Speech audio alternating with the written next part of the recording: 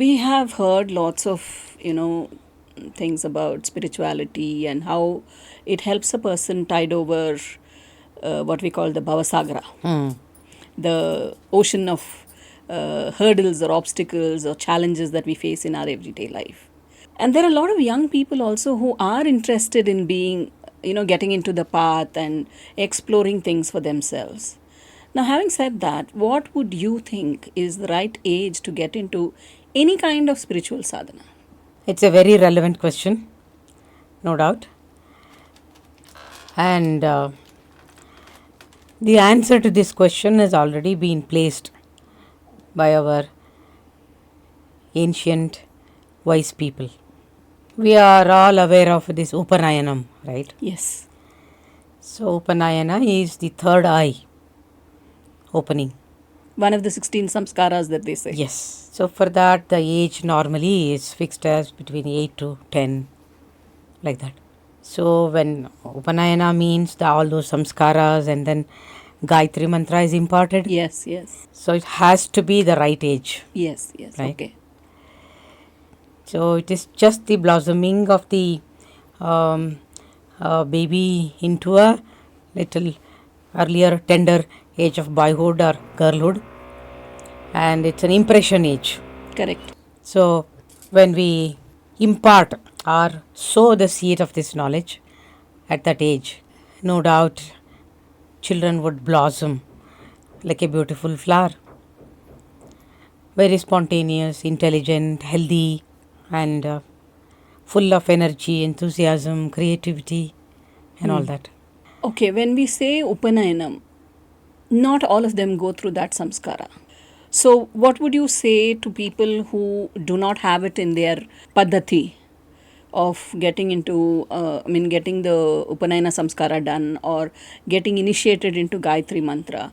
So, again, this brings another question to my mind, because Gayatri mantra is an upadesha given in the year of the child who is getting introduced into that paddhati. Now, what about the others? Can they say the Gayatri mantra? There is a lot of question around this as well. Yeah. And lot of different opinions. For this also already my Gurudev Swami Rama has responded and actually practically implemented it. If you know that at one point of his life, he became the Shankaracharya of Yes, I've read about Karavira that. Peetham, Yes, right? yes. And as soon as he took up the responsibilities, he tried to revolutionize the whole system which was there. And one among them was to allow women to meditate Okay. and also chant Gayatri mantra. He had to face lot of oppositions, and people wanted the Swami, the pontiff there, Shankaracharya, in such a way that they like it. Okay. So Swami Rama started realizing that spending time here is a waste of life. Because people are so conservative and not open to new and good ideas. It becomes very hard for him. Even his own team who are taking care of him, Swami and all that, they were very much against his steps. So finally, after I think 2.5, 3 years, somehow he managed and then realized, instead of this, let me go free and then do my sadhana. And as a yogi, I always believed and lived a life of freedom.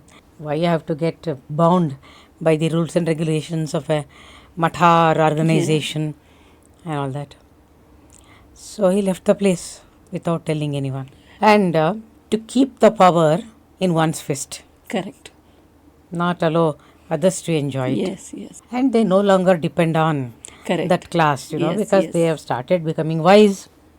True. And also when you start the upasana or the chanting or the practice of any particular mantra, you start becoming closer to the deity of the mantra, and that gives you a lot of, it opens very different, many doors for you. So you realize, I think the person, the upasaka realizes some amount of their inner strength. If not, And they also realize they don't need a middleman. correct.